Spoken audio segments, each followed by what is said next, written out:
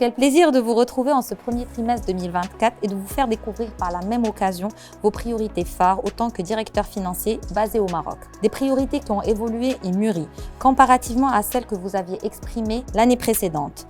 Vos réponses et les échanges qui s'en suivirent nous permettent de cartographier vos priorités, ambitions, visions, managérielles et réflexions pressenties pour marquer les prochains exercices. Des thématiques que nous aurons le plaisir de discuter en présence de Mehdi Aouni, directeur chez PwC au Maroc.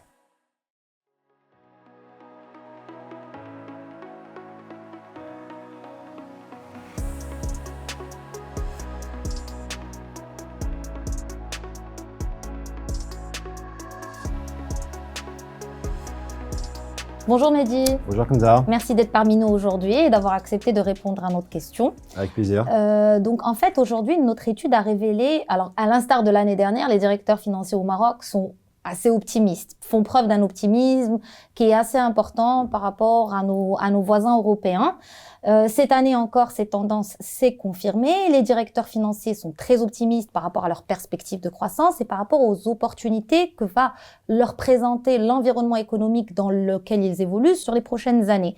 Ils tablent effectivement sur une agilité un peu plus importante de leurs services, une flexibilité beaucoup plus importante et beaucoup plus intéressante dans leur fonctionnement quotidien, et effectivement sur des projets de transformation. Quelles sont les options en fait qui sont offertes aux directeurs financiers pour réussir leur transformation? Sur quoi ils doivent travailler pour gagner et concrétiser ces opportunités de transformation dans le futur? Alors effectivement, pour les directions financières, de ce qui ressort de l'étude et ce que nous pouvons dire, c'est qu'il y a plusieurs options qui peuvent s'offrir à elles. Citons tout d'abord le levier de l'automatisation qui va permettre, s'il est bien fait et bien contrôlé, de faire plus avec moins. Deuxième option possible, c'est de choisir ou du moins privilégier les canaux de prestation de services qui sont les plus efficients et les plus efficaces possibles. Ensuite, troisième option, c'est la standardisation des données, des processus et du reporting. Quatrième option, on peut citer la mise en place d'une analyse perspicace et basée sur des données fiables. On peut également citer la planification de scénarios prédictifs et dynamiques. Et enfin, on peut parler de la proactivité dans le pilotage plutôt que la réactivité. Donc plusieurs options qui leur sont offertes aujourd'hui et je dirais même plusieurs défis qu'ils doivent relever. Aujourd'hui, on sait que le directeur financier est attendu sur plusieurs sujets, attendu par l'ensemble de métiers. Il est même considéré des fois par la direction générale comme étant son copilote, comme étant son bras droit dans la prise de décision quotidienne et des prises de décision stratégiques. Alors tout à fait, Kenza. Historiquement, la fonction de directeur financier était très focalisée sur la performance financière. Petit à petit, le directeur financier s'est ouvert au métier pour se muter en véritable business partner pour faire le lien avec la performance opérationnelle. Dans les récentes années, on a effectivement vu un élargissement de son rôle et dans les années à venir, ce rôle va encore s'élargir avec notamment la notion de performance globale sur laquelle on va revenir. Effectivement, aujourd'hui, un directeur financier, il est à la fois le garant de la data financière, il a également un rôle de talent acquisition, donc sur les aspects human capital. Il a également un rôle de pilotage de l'innovation au sein de sa fonction, mais au sein de toute l'entreprise. Il est également en charge de la compliance. On peut qualifier dans certaines organisations le DAF de compliance steward. Et de manière générale, comme tu l'as dit, c'est de plus en plus le bras droit de la direction générale et c'est son trusted advisor, son conseiller de confiance, qui fait partie intégrante du pilotage de l'entreprise. Et ce qui permet vraiment de dégager pour le directeur financier, grâce aux différents leviers qu'on va évoquer, une véritable valeur ajoutée pour son entreprise de manière générale. Merci. Et si on se focalisait effectivement sur ce rôle-là de conseiller de la direction générale, aujourd'hui, l'une des manières les plus naturelles avec laquelle il pourrait jouer ce rôle-là, ça serait qu'il soit pourvoyeur d'informations, tu en as parlé tout à l'heure, d'analyse prédictive, d'analyse de data, etc. Et donc aujourd'hui, effectivement, nos directeurs financiers ont bien confirmé à travers l'étude, à travers leurs réponses, que cet aspect-là est extrêmement important dans leur fonction, qu'ils doivent revoir pour certains leur modèle de pilotage, qu'ils doivent faire évoluer pour d'autres leur modèle de pilotage, des modèles de pilotage qui prendraient éventuellement en compte les nouvelles technologies, qui se baseraient sur de l'IA, sur de la robotisation, etc. Comment est-ce que tu penses que cette évolution-là des modèles de costing, cette intégration de nouvelles technologies, etc., pourrait influencer l'organisation des directions financières? Alors, en lien avec les résultats de l'étude, ce qui ressort en top 3, on a en premier le capital humain. Le levier du capital humain est très important.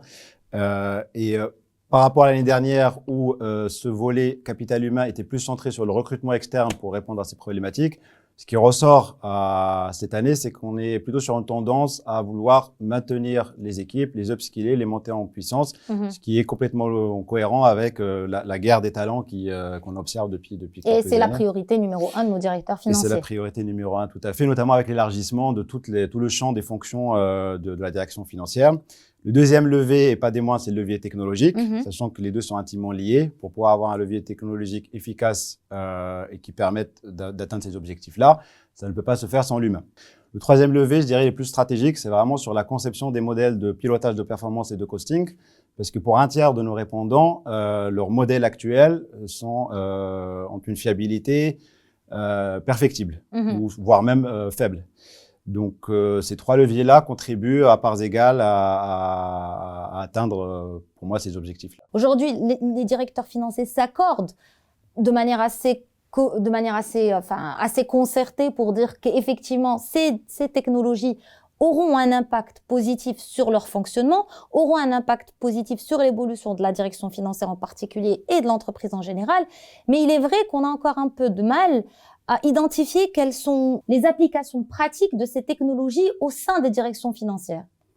Alors, tout à fait sur le levier de la digitalisation. Rappelons déjà que quand on parle de nouvelles technologies, il y en a plusieurs. Il y a l'intelligence artificielle, la robotisation, le RPA, exactement, oui. Et effectivement, c'est l'intelligence artificielle, on va dire, qui a été la plus fulgurante en termes de généralisation sur les derniers mois.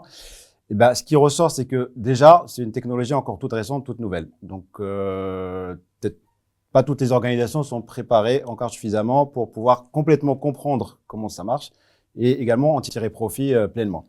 Et donc, ce qui ressort effectivement de ces défis, en fait, la tendance, c'est qu'il y a bien une intention ou une situation d'investissement dans le digital à horizon 1 ou 3 ans.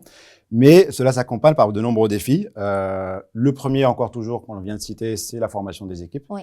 Parce que demain, dans une direction financière, un profil comptable aura peut-être besoin d'être accompagné pour s'approprier ces nouvelles technologies et en voir pleinement le potentiel pour pouvoir améliorer ses travaux au jour le jour et faire plus avec moins, comme on l'a dit. Le deuxième qui arrive à 30% pour nos répondants, c'est le sponsorship qui est de la direction générale, qui doit être absolument présent. C'est-à-dire qu'il faut que la direction générale soit embarquée et convaincue pour que toute l'organisation suive, ce qui est le cas dans tous les projets structurants, que ce soit IT ou autre.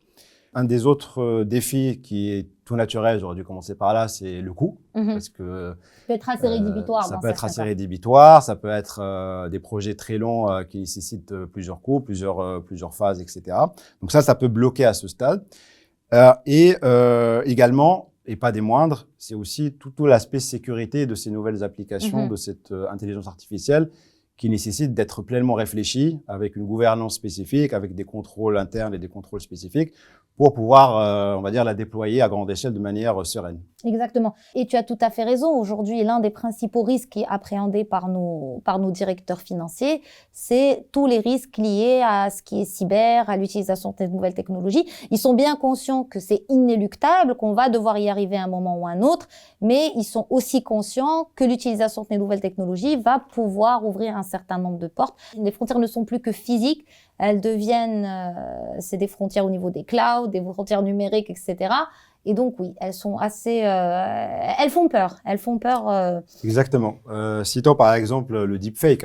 On voit de plus en plus de fraude. La fraude au président qui est très connue aujourd'hui et qui est assez répandue. Ces nouvelles technologies et tout. Et donc, l'appréhension est complètement naturelle et compréhensible. Il faut pas rater le train, mais il faut pas non plus le prendre trop tard. Et plutôt ne pas le prendre trop vite. Ni trop tôt, ni trop tard. Et sans les protections nécessaires, si je puis dire ça. On en a parlé tout à l'heure, le rôle de direction financière prend aujourd'hui une place prépondérante au sein de l'entreprise. Tu l'as dit, il n'est plus seulement attendu sur des sujets financiers, mais il est également attendu sur des sujets ERAS, des sujets data, des sujets cyber, etc. On sait qu'aujourd'hui que le directeur financier, notre étude le confirme, qu'il est aussi attendu sur des sujets RSE, qu'il est censé jouer un rôle assez important dans les années à venir pour pouvoir faire face à l'ensemble de ces enjeux-là. Effectivement, 34% de nos répondants souhaitent valoriser le positionnement RSE au sein de l'entreprise en intégrant ces dimensions-là au sein des directions financières. Et à ton avis, comment peuvent-ils aujourd'hui, nos directeurs financiers, répondre aux principaux challenges liés à l'intégration de cette dimension qui n'est peut-être pas naturelle au sein de leur direction financière, et comment aujourd'hui est-ce qu'ils vont faire adhérer leurs équipes à ces nouveaux modes de réflexion en fait? Tout d'abord, un petit rappel du contexte réglementaire actuel, parce que on assiste à un véritable tsunami réglementaire au niveau européen qui est rentré en œuvre au 1er janvier de cette année avec la directive CSRD. Il y a également d'autres projets qui sont portés par l'IASSB, qui est plutôt, on va dire, l'organisme IFRS spécialisé sur les sujets de durabilité, qui a sorti 2 normes cette année. Il y a aussi plein d'autres chantiers aux États-Unis avec le Californian Act, la SEC, etc. Au Maroc, on est toujours sur la même directive de la MMC de 2019.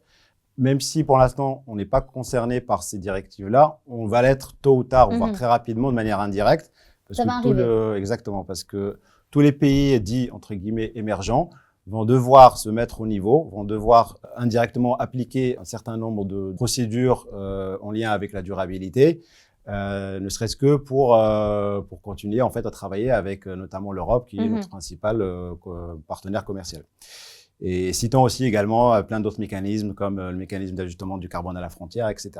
Donc même si pour l'instant les organisations qu'on a sondées estiment que l'évolution réglementaire telle qu'elle est aujourd'hui n'est pas encore très restrictive, mais la clé c'est quand même l'anticipation et d'avoir en tête ces sujets-là, parce que ça va impacter toute la chaîne de valeur. Alors, pour revenir à la question, effectivement, ce que l'on voit, c'est que tous ces textes-là, ils ont comme objectif principal non pas de imposer un énième reporting, comme c'est déjà le cas sur des reportings financiers, etc., mais vraiment d'essayer de définir une nouvelle clé de lecture de la performance de l'entreprise avec à part égale entre la performance financière classique et la performance extra-financière. Et donc, cette révolution va avoir un certain nombre d'impacts sur l'évolution de l'organisation du directeur financier, qui va devoir être garant de cette information de performance globale dans sa double dimension, et donc qui va devoir être en charge de l'amener au même niveau de fiabilité, d'auditabilité, disponibilité que l'information financière. Qui, pour rappel, si on prend l'exemple des IFRS, ça fait 20 ans que l'information financière a été mise en place. Là, pour cette information extra-financière, les entreprises ont beaucoup moins de temps, et donc ils n'ont pas le choix, ce qui est également logique vu l'état de notre planète, voilà, vu l'urgence. Bon, merci Mehdi, merci d'avoir bien voulu répondre à nos questions. Une dernière question en guise de mot de clôture ou en guise de fin de mot. Quel conseil pourrais-tu prodiguer aujourd'hui aux directeurs financiers pour qu'ils puissent relever ces défis et effectivement faire évoluer leur direction financière de la meilleure manière qui soit? Encore une fois, je reviens sur l'aspect capital humain, parce que la guerre des talents continuera à s'accélérer avec les profils dits New Finance, c'est-à-dire des profils qui vont avoir une autre palette de compétences technologiques, RSE, etc. Le deuxième conseil ou recommandation, c'est vraiment la standardisation des process et encore une fois de l'accent sur la gouvernance. La gouvernance et les systèmes de contrôle interne de la data, qu'elle soit financière ou extra-financière, ça c'est un point clé. Comme tu disais tout à l'heure, faire plus avec beaucoup moins, en fait. Et c'est vrai que la standardisation est aujourd'hui l'un des principaux piliers sur lequel les directions financières pourraient s'appuyer pour gagner, en fait, en efficacité et permettre à leurs équipes de se recentrer sur des activités à plus forte valeur ajoutée. Exactement. Et le dernier conseil, c'est les nouvelles technologies. Donc, qui convient de réfléchir, d'envisager sereinement, en prenant en compte tous les aspects amont et aval, la sécurité, la gouvernance, les risques, et en ayant en tête qu'il y a des avantages également. Merci Mehdi, merci pour tes conseils et tes insights. Et puis merci d'avoir bien voulu partager avec nous ton analyse des résultats de l'étude CFO des priorités des directeurs financiers au Maroc. Je vous donne rendez-vous lors des prochains épisodes en compagnie d'acteurs majeurs de l'économie marocaine qui vont nous livrer le regard qu'ils portent aujourd'hui sur les défis et les challenges que doivent relever les directeurs financiers dans un avenir très proche.